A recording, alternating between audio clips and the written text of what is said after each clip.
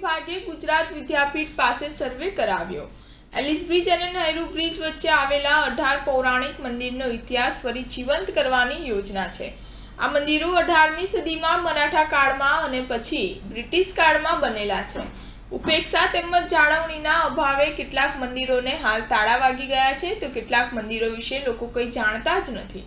આ પૌરાણિક મંદિરોનો ઇતિહાસ લોકો સુધી લાવવા કોર્પોરેશનના હેરિટેજ વિભાગે ગુજરાત વિદ્યાપીઠના ઇતિહાસ વિભાગ સાથે MOU કર્યા છે। વિદ્યાપીઠ આ મંદિરોના ઇતિહાસ પર પૂરેપૂરો સર્વે કર્યો છે। મંદિર પર સર્વે કરનાર વિદ્યાપીઠના પ્રોફેસરના જણાવ્યા અનુસાર સર્વેનું કામ સપ્ટેમ્બરમાં શરૂ થયું હતું।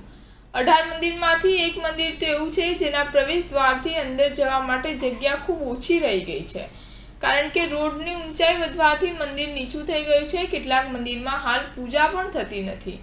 ખંડેર બની ગયેલા આ મંદિરો અસામાજિક તત્વોનો અડ્ડો બની ગયો છે।